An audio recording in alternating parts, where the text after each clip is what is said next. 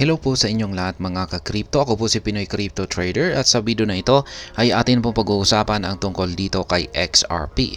Kung saan ang sabi po rito ay expert says banks will never touch XRP if this development does not materialize.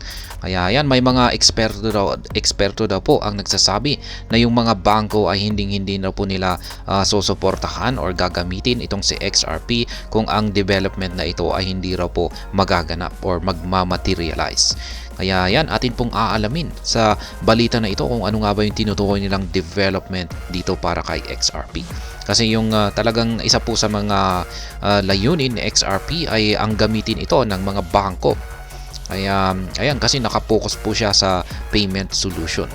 Kaya ayan, bago po tayo magpatuloy ay nais ko lamang po munang bigyang linaw ang aking disclaimer kung saan ang nilalaman po ng video na ito ay hindi po ito isang financial advice. For education and information purposes lamang po ang layunin nito. Maliban po dito ay nais ko na rin pong magbigay babala na wala pong kahit anumang group chat ang Pinoy Crypto Trader. Ayan, ang sabi po rito ay a crypto researcher has argued that US banks may remain averse to XRP usage unless the US regulator openly declares XRP as non-security. Kaya yan po.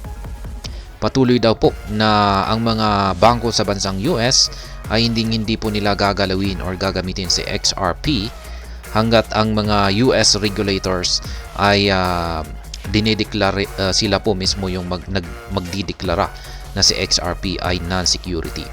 Kasi yung nag-declare po na si XRP ay isang non-security ay isa pong judge yan. Ayan, at yung US regulator or US SEC ay hindi po nila ito tanggap. Kaya yan po yung problema rito. In a recent exchange on social media platform X, digital asset researcher Anderson argued a requisite condition that must be in place for US financial institution to adopt XRP. The context of the conversation surrounded speculation and on whether the US Securities and Exchange Commission lawsuit against Ripple prevented significant development progress for the XRP ledger. Attorney Bill Morgan initiated the discourse by asking why crucial developments such as automated market makers failed to surface on XRP years before the SEC contested XRP's status as a security. SEC needs to declare XRP like it. Kaya yan po yung isang kailangan na kondisyon raw dito. Kailangan daw po na ang US SEC mismo ay magdeklara. Mismong sila ang magdeklara na si XRP ay katulad ni Ethereum. Though Morgan's question was directed to another XRP enthusiast, a crypto-focused researcher Anderson weighed in to share his perspective. He expressed that Ripple likely desired the SEC to publicly proclaim that XRP is not a security, similar to the declaration made for Ethereum. Kaya yan, isa pong crypto-focused researcher at siya po ay walang iba kundi si Ginoong Anderson ang nagpahayag ng kanyang sariling pananaw dito kay XRP na kailangan daw po na ang US SEC ay publiko po nilang ipapahayag na si XRP ay hindi isang security. Katulad po ng kanilang ginawang declaration or pagdideklara dito kay Ethereum.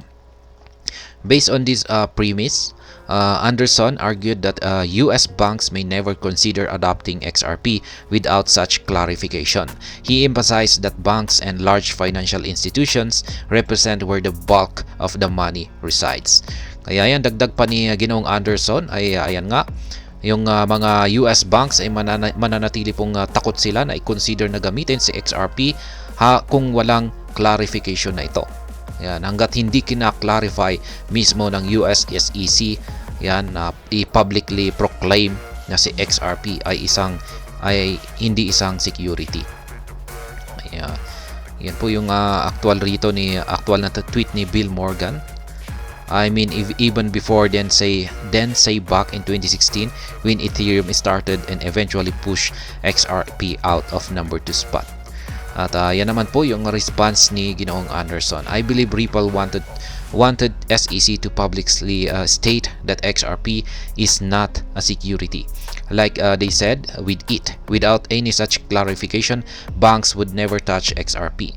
Banks and large financial institution is where all the money is. Kaya yan daw po yung talagang susi rito para gamitin ng bangko itong si XRP. Kailangan daw po na mismong ang US SEC ang magdideklara na si XRP ay isang non-security. Significantly, the US court has already ruled that XRP is not a security, and the SEC has taken no action to contest this decision.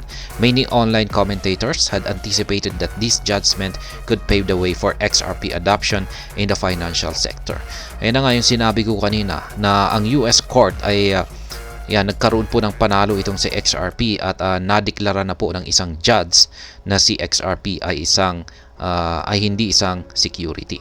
However, recent statements from Ripple executives suggest otherwise. In an interview, Ripple CEO Brad Garlinghouse revealed that US banking institutions remain hesitant to adopt cryptocurrencies like XRP. He cited the hostile regulatory landscape in the United States. Ayan, mismong ang isa sa mga Ripple executives na si ang Ripple CEO na si Brad Garlinghouse ang siyang nagsabi na yung mga US banking institution ay sila po ay nagdadalawang isip na gumamit ng mga cryptocurrencies na katulad ni XRP. Likewise, in another interview, when questioned about whether the court ruling had triggered an uptick in the adoption of XRP, Ripple President Monica Long failed to provide a definitive answer. XRP development pre-lawsuit. Ito naman po yung pre-lawsuit na kasalukuyang kinakarap ngayon ng XRP. Concerning XRP development progress pre-lawsuit, Anderson suggested there were likely deliberate decisions in timing within the XRPL ecosystem. Specifically, he mentioned insights from Bob Wei, a member of the X-Spectre team and an NFT project on XRPL. He indicated that they were cautious not to give competitors an advantage, hence planning to release when the time was right. Kaya mukhang yung development po sa pre-lawsuit ng XRP na ito ay pasikreto pa nila na pinagplaplanuhan para hindi po magkaroon ng advantage yung kanilang mga kakompetensya. Kaya ayan po, muli ang mga payo or mga advice ng mga crypto experts dito kay XRP. Kailangan daw po na ang US SEC ay siyang mismong magdeklara na si XRP ay non-security bago ito i-recognize or gamitin ng mga bangko. At ayun, hanggang dito na lamang po tayo sa video na ito. Sana po ay inyong nagustuhan ang aking paliwanag dito. Kung inyo po itong nagustuhan ay pakiclick lamang po ang like button nito. Para naman po sa mga bago lamang dito, kayo po ay aking inaanyayahan para mag-subscribe. Pakiclick na rin po ang bell icon nito dahil ito po ang siya magsisilbing notification nito sa mga bago kong videos na akin pong ina-upload sa aking YouTube channel na ito.